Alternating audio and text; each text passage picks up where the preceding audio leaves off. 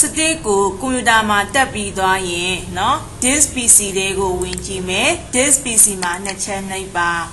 အဲ့ဒီ disk PC မှာ stick တက်ထားတယ်ဆိုရင်ဒီမှာ USB drive ဆိုပြီးတော့လာပေါ်တယ်ပေါ့เนาะအခုကွန်ပျူတာထဲမှာရှိနေတဲ့ file တွေကိုဒီ USB drive ထဲကိုဘယ်လိုထည့်မလဲเนาะဒါဆိုကိုယ့်ရဲ့ file ကဘယ်အခန်းထဲမှာရှိတာလဲကိုယ့်ရဲ့ file က desktop ပေါ်မှာရှိတာလားဒါမှမဟုတ် SPRD ထဲမှာရှိတာလား E ထဲမှာရှိရလားသိရမယ်ပေါ့เนาะဒါဆိုခုလက်ရှိ desktop ပေါ်က file ကို copy ကူးပြမယ်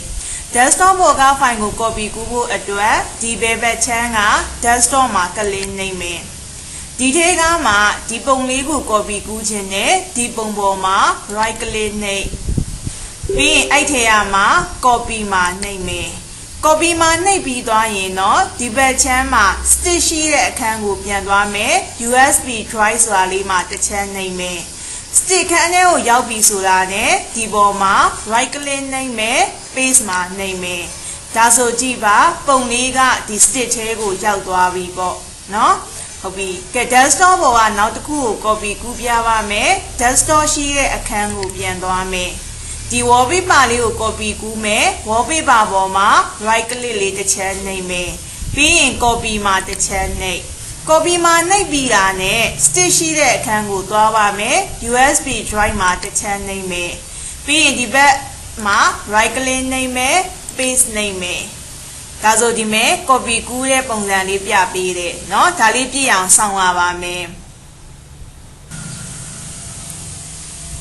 ပြည့်သွားရင်တော့ဒီမှာ wallpaper လေးက stick ခန်းထဲကိုရောက်လာပြီဟုတ်ပြီเนาะကဲနောက်တစ်ခုကဒီထဲက file ကို stick ထဲကိုကူးပြပါမယ်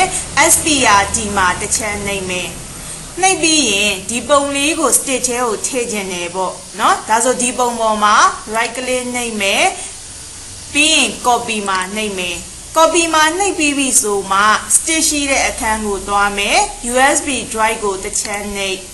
ပြီးရင် right click နှိပ်မယ် paste မှာနှိပ်မယ်ဒါဆိုကြည့်ပါဒီထဲကပုံလေးက stick ခန်းထဲကိုရောက်လာပြီဟုတ်ပြီเนาะအဲ့လိုပဲ stick ထဲမှာရှိတဲ့ပုံကို stick ထဲမှာရှိတဲ့ file ကိုပေါ့เนาะ desktop ပေါ်မှာတင်ခြင်းနဲ့ SPRD မှာတွားထားခြင်းနဲ့ဆိုလဲပြန်ပြီး copy ကူးလို့ရတယ်ကဲဒါဆိုဒီပုံလေးကိုဒီထဲကိုပြန်တွားထည့်ခြင်းနဲ့ဒါကြောင့်မို့ဒီပုံလေးပေါ်မှာ right click နှိပ်မယ်ပြီးသွားရင် copy မှာနှိပ်မယ် copy မှာနှိပ်ပြီးရင်ဒီအခန်းထဲမှာတွားထားခြင်းအောင်မို့လို့ SPRD မှာတစ်ချက်နှိပ်မယ်ပြီးရင်ဒီလွတ်တဲ့အဖြူရောင် area ပေါ်မှာ right click နှိပ်မယ် paste မှာနှိပ်မယ်ဒါဆိုကြည့်ပါဒီပုံလေးက stick ခန်းလေးကပုံလေးက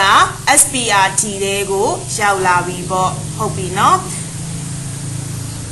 ဒါလေးက stick ထဲမှာရှိတဲ့ပုံလေးကိုကွန်ပျူတာထဲကိုဘယ်လိုထည့်မလဲကွန်ပျူတာထဲမှာရှိတဲ့ပုံလေးကို stick ထဲကိုဘယ်လိုထည့်မလဲဆိုတာလေးပြောပြပေးတာပါအားလုံးဆင်ပြေကြပါစေ